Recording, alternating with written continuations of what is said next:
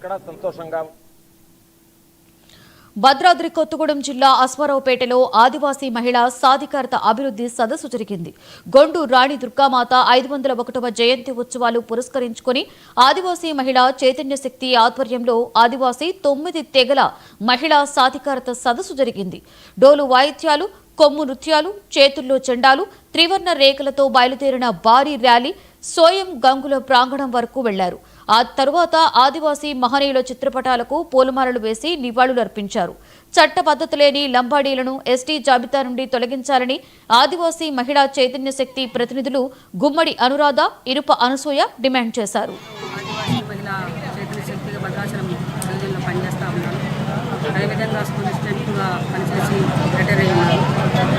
అంటే ఈరోజు సందర్భం ఆదివాసీ మహిళా చైతన్య శక్తి అంటే మరి గత 76 నుంచి చూసినట్లయితే మరి భారతదేశంలో మరి ఆదివాసులు మూలవాసులు. వాళ్ళ యొక్క చరిత్ర చూసుకుంటే ఈనాడు చాలా గొప్ప సాంస్కృతిక సాంప్రదాయాలకు నిలయమైంది.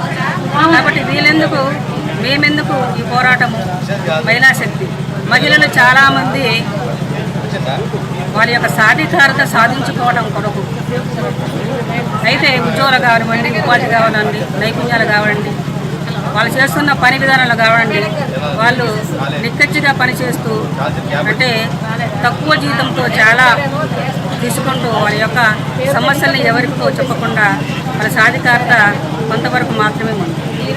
ఈరోజు అశ్వారావుపేటలో మహిళా సాధికారత పేరుతోని ఇక్కడ పెద్ద ఎత్తున అన్ని గ్రామాల నుండి మహిళలు రావడం జరిగింది. ఈ వేదిక సందర్భంగా మహిళలు ఆల్మోస్ట్ అందరూ కూడా ఇక్కడ ఉద్యోగాలు చేస్తున్న మహిళలే రావడం జరిగింది.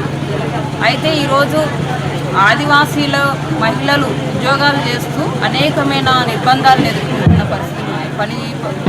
పని ప్లేస్లలో కానీ ఇతరత్ర యుగాల్లో కానీ అనేకమైన నిర్బంధాలను ఎదుర్కొంటున్నారు. అదేవిధంగా వాళ్ళకి సెక్యూరిటీ లేని పరిస్థితి కూడా చూస్తున్నారు. అందుకే ఈరోజు మహిళలు ఉద్యోగాలు చేస్తున్నా కానీ అన్ని విషయాల్లో అన్ని రంగాలలో ముందుండి వాళ్ళ సాధికారతని ఆర్థికంగా సామాజికంగా అన్ని విధాలుగా అభివృద్ధి చెందాలని చెప్పేసి ఉన్న ఈ సదస్సు ఉద్దేశము. అదేవిధంగా ఈరోజు ప్రస్తుతం జరుగుతున్న రాష్ట్ర కేంద్ర ప్రభుత్వాల మధ్య జరుగుతున్న ఒక ఒప్పందం ఏదైతే ఉందో అది ఒక విధంగా